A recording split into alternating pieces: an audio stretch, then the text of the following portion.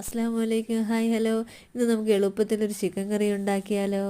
അതിനായിട്ടൊരു കുക്കറിൽ കുറച്ച് സവാള, ഇഞ്ചിയും പച്ചമുളകും വെളുത്തുള്ളിയും തക്കാളിയും കുറച്ച് വെള്ളവും ഇട്ട് നന്നായിട്ട് ഇളക്കിയെടുത്ത് ഒരു 3-4 വിസിലടിച്ചിട്ട് വരാം ആദ്യം.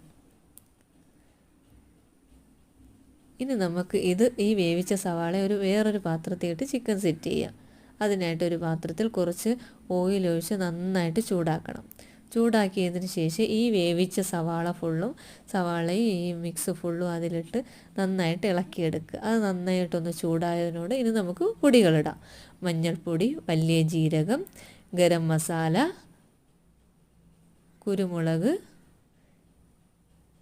ഇത് ഇത്രയിട്ട് നന്നായിട്ട് ഇളക്കി നന്നായിട്ട് നല്ല യോജിപ്പിച്ചതിന് ശേഷം ഇനി നമുക്ക് അടുത്തതായിട്ട് ഉപ്പിടാം. ആവശ്യത്തിനുള്ള ഉപ്പിടുക. പിന്നെ നമുക്ക് മല്ലിപ്പൊടി, മുളക് പൊടി ഇടണം. ഒരു 2.5 സ്പൂണ് മല്ലിപ്പൊടിയും ഒരു 2 സ്പൂണ് മുളക് പൊടിയും ഇട്ട് നന്നായിട്ട് യോജിപ്പിക്കുക.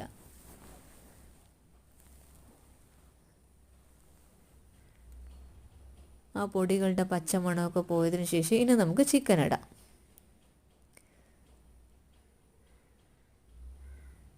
ഇനി നമുക്ക് ചിക്കൻ ഇട്ട് നന്നായിട്ട് ഇളക്കണം.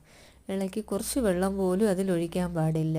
അതിൽ നിന്ന് ഇതെത്ര ഇളക്കിയതിന് ശേഷം അടച്ച് വയ്ക്കുമ്പോഴത്തേക്ക് അതിൽ നിന്ന് തന്നെ വെള്ളം ഇറങ്ങും. ആ ഇറങ്ങുന്ന വെള്ളത്തിൽ ഇത് വെന്ത് വരണം ഈ ചിക്കൻ. അപ്പോഴത്തേക്ക് ഒരു പ്രത്യേക ടേസ്റ്റാണ്. വെള്ളമൊന്നും ഒഴിച്ച് കഴിഞ്ഞാൽ ശരിയാവത്തില്ല. അങ്ങനെ നമുക്ക് ചിക്കൻ കറി റെഡിയായി. ഇനി എന്തൊക്കെ ഇലകളുണ്ട് അതൊക്കെ ഇട്ട് ഡെക്കറേറ്റ് ചെയ്ത് കഴിക്കാവുന്നതാണ്.